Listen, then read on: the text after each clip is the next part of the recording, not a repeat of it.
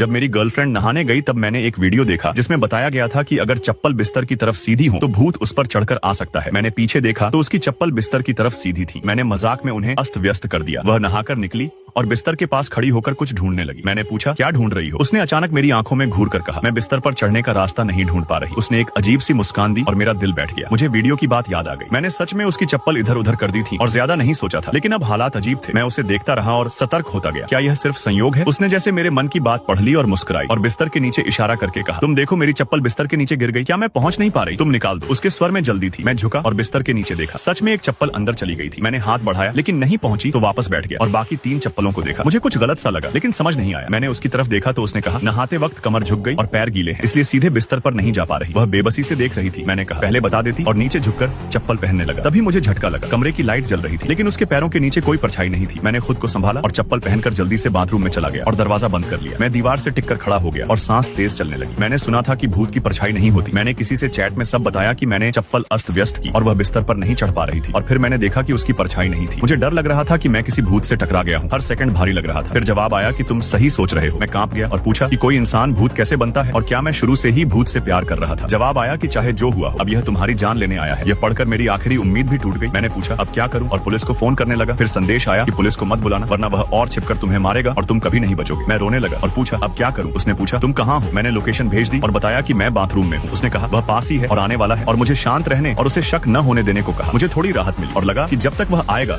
मैं बचा रहूंगा। तभी दरवाजे पर दस्तक हुई और बाहर से उसकी भारी आवाज आई क्या तुम अंदर हो? मेरे दिल की धड़कन गले तक आ गई। उसने पूछा कि मैं कब से अंदर हूँ और आज अजीब क्यों लग रहा हूँ। मैंने देखा कि धुंधले कांच के पीछे एक काली परछाई पास आती जा रही थी। मैंने कांपते हुए कहा कि पेट दर्द है इसलिए आया हूँ और खांसने का नाटक किया। वह बोली क्या फल ठीक से नहीं धोया था? और दरवाजा खोलने लगी लेकिन नहीं खुला। वह बोली तुमने लॉक क्यों किया है? अंदर क्या कर रहे हो? मैंने कहा अभी ठीक हो जाऊंगा और चुप हो गया। तभी दरवाजे के नीचे से हल्का सा काला धुआं अंदर आने लगा और मैं और डर गया। इसी वक्त फोन में संदेश आया कि बाथरूम में छिपे मत रहो वरना उसे शक होगा और अगर उसे पता चल गया तो वह तुरंत हमला करेगा और कोई तुम्हें नहीं बचा पाएगा।